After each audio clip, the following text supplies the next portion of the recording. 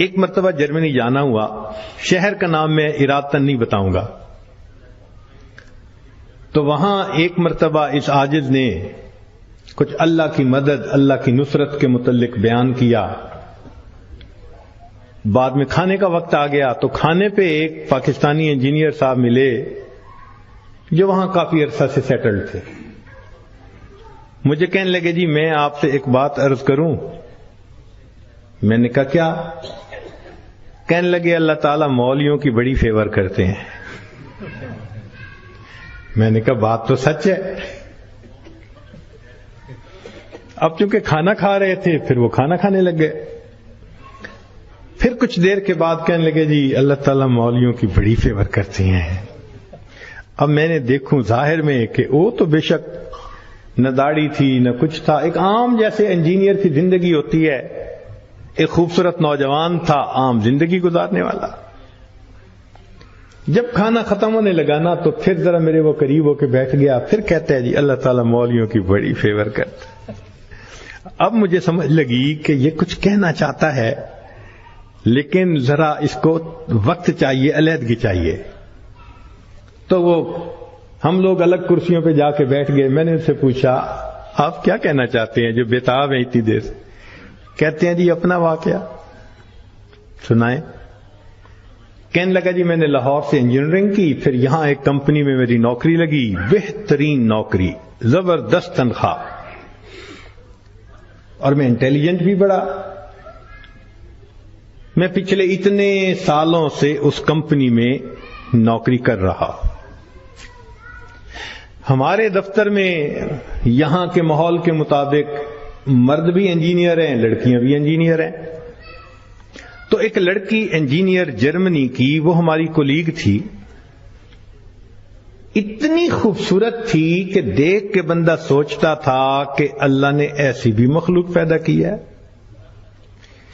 اور اس کے ساتھ ساتھ اتنی ذہین اور اتنے اچھے اخلاق والی کہ دفتر کے جتنے جوان لڑکے تھے ہر ایک وش کرتا تھا کہ میرے ساتھ اس کا تعلق جڑ جائے۔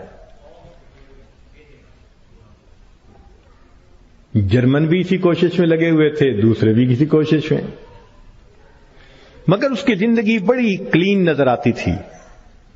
وہ کام کی بات کرتی تھی، جو ذرا کام کی بات کے علاوہ کرتا تھا ایسا جواب دیتی تھی کہ اگلے کو جرت ہی نہیں ہوتی تھی بات کرنے کی۔ ہم لوگ دوپہر کے وقت چھٹی ہوتی تو پھر کھانا کھا لیتے تھے، کمرہ بنا ہوا تھا۔ ایک دن میں نے کھانا نہ کھایا، پھر دوسرے دن کھانا بھی نہ کھایا، تیسرے دن جب میں نے کھانا نہ کھایا تو اس نے مجھ سے پوچھ لیا کہ فلاں آج کل آپ دوپہر میں کھانا نہیں کھا رہے؟ میں نے کہا اس لیے کہ وہ میں مسلمان ہوں اور ہمارا رمضان المبارک شروع ہو گیا ہے اور میں فاسٹنگ کر رہا ہوں۔ اس نے کہا یہ کیا ہوتی ہے؟ تو میں نے بتایا روزہ کیا ہوتا ہے۔ اس کو تھوڑا انٹرسٹ فیل ہوا، کہنے لگا میرے لیے تو بہت ہی اچھا ٹاپک مل گیا۔ میں نے بھی کھول کھول کے بتایا فاسٹنگ کیا ہوتی ہے، اور اس کے انٹرسٹ کو دیکھ کے کہا اچھا میں باقی باتیں تمہیں کل بتاؤں گا۔ اگلے دن پھر میں نے اس سے کوئی بات کی، ہماری بات رمضان شریف پہ چلنی شروع ہو گئی، اور وہ بھی اس کھانے کے وقت میں کچھ دیر بیٹھ کے مجھ سے اسلام کے بارے میں کوئی بات سن لیتی۔ میری کوشش یہ تھی کہ رمضان شریف کے دوران میری بات چیت اتنی شروع ہو جائے کہ کمفرٹیبلی ہم ایک دوسرے سے کمیونیکیٹ کرنے لگ جائیں۔ جرمن لڑکے مجھے دیکھتے تو وہ مجھ سے بڑے خفا ہوتے، یہ اس کے ساتھ بیٹھ کے کیوں 10 منٹ باتیں کرتا ہے؟ بھئی جب سے ہم سے 1 منٹ بھی بات نہیں کرتی۔ خیر رمضان شریف ہونے تک مجھے اتنا اندازہ ہو گیا کہ اس کے ذہن میں اسلام کے بارے میں مزید جاننے کا بھی شوق موجود ہے۔ تو میں نے کچھ انگریزی کی کتابیں بھی اس کو منگا کے دیں کہ پڑھو، اور میں تو چاہتا تھا اللہ کرے یہ مسلمان بنے، پھر تو ہمارا ہی نمبر لگے گا، کیونکہ باقی تو سارے یہاں کافر ہیں۔ بڑی میری کوشش تھی اور میں بڑے خلوص سے کوشش کر رہا تھا یہ مسلمان بن جائے کہ اللہ کی شان۔ کہ جو باتیں میں بتا سکتا تھا میں نے بتائیں، اور کچھ باتیں اس کو میں نے کہا کہ بھئی تمہارے قریب اگر کوئی مسجد ہے، وہاں عالم ہے، تو ان سے کوسچن پوچھ لو۔ 6 مہینے اس لڑکی نے اسلام کو اسٹڈی کیا، اور ایک دن آ کے وہ مجھے کہنے لگی کہ کل میں نے کلمہ پڑھ لیا ہے، اور میں نے دیکھا کہ اس نے اپنا سر بھی ڈھکا ہوا تھا۔ تو یہ اس بات کی دلیل تھی کہ یہ مسلمان بن چکی۔ میری تو خوشی کے انتہا نہیں تھی۔ میں نے عشاء کے بعد 10 رکعت شکرانے کے نفل پڑھے کہ یہ مسلمان بن گئی۔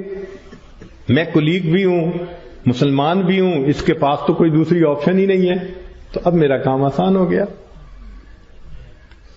اب وہ جب موقع ہوتا نماز بھی پڑھتی، مگر زندگی چلتی رہی۔ سال میں ہمیں چھٹیاں ملتی تھیں جو اکثر وہاں کے مقامی لوگ یورپ میں ادھر ادھر بیچز پہ گزارا کرتے تھے۔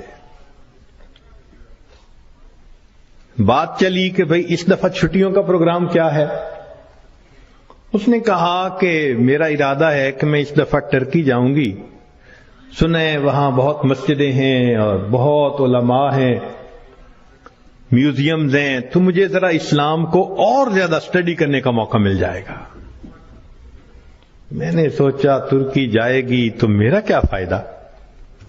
اب میں نے اس کو آئیڈیا دیا، فوڈ فار تھاٹ۔ میں نے کہا تمہیں کیا پتا، اصل تو دین پاکستان میں ہے۔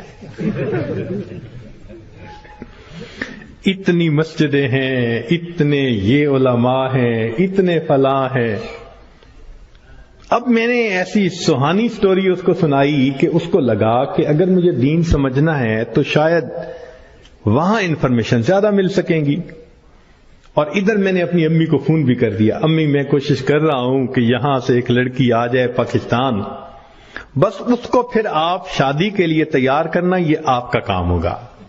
امی نے کہا بیٹا بات ہی کوئی نہیں۔ میری بہن ایک ایم اے انگلش تھی، ایک ایم اے اکنامکس تھی، بہنوں نے بھی کہا تم ایک دفعہ لے آؤ اس کو، ہم اس کو تیار کر لیں گی، مسئلہ ہی کوئی نہیں۔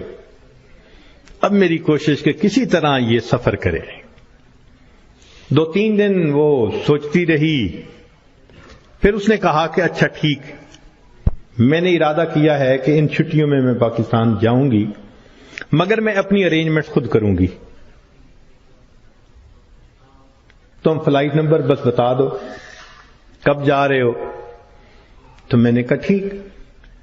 اب جس دن میں نے فلائٹ پہ آنا تھا، اور اس نے بھی 2 لفظ کہے تھے کہ ہاں میں بکنگ کروا لوں گی، کہنے لگا کہ میں تو 1 گھنٹے یعنی 3 گھنٹے پہلے پہنچنے کی بجائے 4-5 گھنٹے پہلے پہنچا ہوا تھا۔ جلدی سے چیک ان کروا کے اب میں تلاش کر رہا تھا کہ کب آئے۔ خیر اس کو آنے میں کچھ دیر ہو گئی، مگر میں نے دیکھا کہ وہ آ گئی تو میں بڑا مطمئن ہو گیا، اب یہ پاکستان آ رہی ہے۔ خیر جب پاکستان اترے تو میرے گھر والے رشتہ دار سب مجھے ریسیو کرنے آئے ہوئے تھے، تو گھر کی عورتیں اس کو بھی ملی۔ اس نے کہا کہ دیکھو میں نے ہوٹل کی بکنگ کروائی ہوئی ہے اور میں اس وقت تھکی ہوئی ہوں سفر کر کے، تو میں سیدھا ہوٹل میں جاؤں گی، اور کل جب میں کسی وقت فریش ہوں گی نا تو عورتوں کو کہا کہ تم ہوٹل آ جانا، میں تم سے ڈسکس کر لوں گی کہ مجھے کہاں کا انفارمیشن مل سکتی ہے۔ میری بہنیں اس کو دیکھ کے تو حیران ہو گئیں، اور انہوں نے شادی کی ڈیٹ اور پلاننگ وہ بھی شروع کر دی۔ اگلے دن میری امی گئی اور اس کو کہا کہ بھائی آپ ہوٹل میں کیوں رہتی ہو، ہمارے گھر میں آؤ۔ اس نے کہا میں ذرا یہاں کمفرٹیبل ہوں۔ امی نے کہا چلو کھانا کھانے ہی آ جاؤ۔ اس نے کہا ٹھیک، تو وہ ایک وقت کھانے کے لیے گھر امی کے ساتھ آ گئی۔ ہمارا گھر ڈیفنس کے اندر اتنا بڑا بہترین محل نما گھر تھا، اور بزنس تھا ہمارا، کار ڈیلرشپ تھی۔ اب جو کار ڈیلر ہو وہ تو کروڑوں پتی ہوتا ہے۔ چھوٹا بھائی میرا مجھ سے بھی زیادہ خوبصورت نوجوان۔ خیر میری بہنوں نے بڑی کوشش کی کہ بھئی کسی طرح وہ ہاں کر دے کہ میرے ساتھ اس کی شادی پہ وہ راضی ہے، مگر وہ خاموش ہو جاتی، وہ ہاں نہیں کرتی تھی۔ پریشانی ہونے لگ گئی، دن گزر رہے ہیں اور ہاں نہیں کر رہی ہے. تو کہنے لگے کہ ایک دن جو ہے امی نے کہا کہ بیٹا اگر تم سے وہ راضی نہیں تو تمہارا چھوٹا بھائی بھی تو ہے، ہم اس کی آپشن دے دیتے ہیں. میں نے کہا ٹھیک ہے کوئی بات نہیں. امی نے چھوٹے بھائی کی آپشن دے دی. وہ سن کے پھر چپ ہو گئی. حتیٰ کہ آدھے سے زیادہ دن گزر گئے. فرض کرو 20 دن اس نے رہنا تھا تو 10-12 دن گزر گئے. اب امی کو ذرا فکر ہونے لگ گئی کہ یہ نہیں مانے گی. ہم پریشان بھی تھے. اللہ کی شان، ایک دن وہ امی کے ساتھ بیٹھی بات چیت کر رہی تھی. کچھ کہنے لگا میرے ایک چچا ہیں، تبلیغی بندے ہیں، سارا دن مسجد میں پڑے رہتے ہیں اور کام ہی کوئی نہیں ان کو. ان کا ایک بیٹا ہے اور اس بیٹے کو انہوں نے جامعہ اشرفیہ سے مولوی بنا دیا. وہ چونکہ میرے امی کے قریبی رشتہ دار ہیں تو وہ نوجوان ہمارے گھر آیا امی کو کوئی چیز دینے کے لیے. تو اس لڑکی کی ذرا دور سے نظر پڑ گئی کہ ایک بندہ ہے، داڑھی والا بھی ہے، ٹوپی بھی ہے اور وضاقتہ بھی دینی ہے. اس نے میری امی سے پوچھ لیا یہ کون ہے؟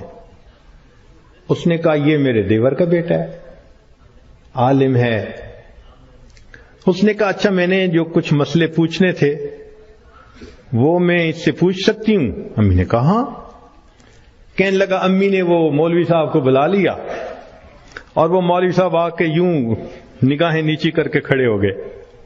یہ اس نے 1-2 باتیں پوچھی، اس نے آگے سے جواب دیا اور جیسے روٹھا ہوا بندہ ہوتا ہے وہ مولوی صاحب چلے گئے.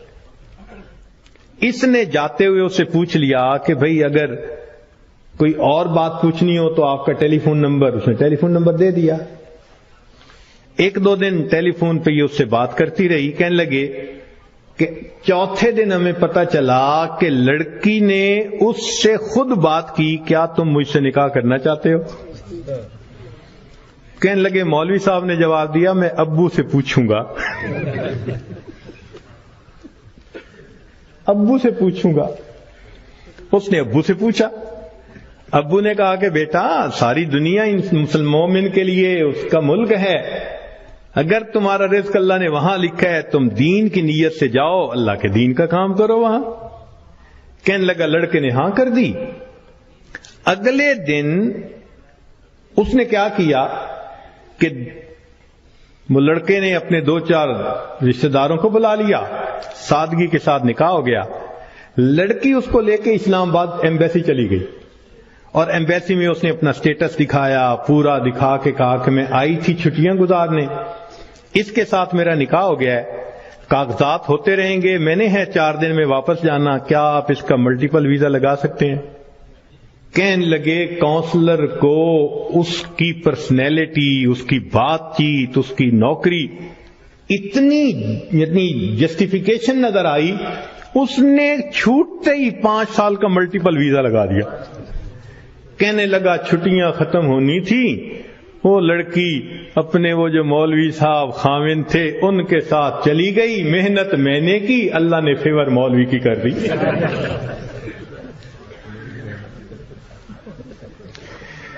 وَهُوَ يَتَوَلَّى الصَّالِحِينَ، وہ اللہ نیکوکاروں کا سرپرست ہے.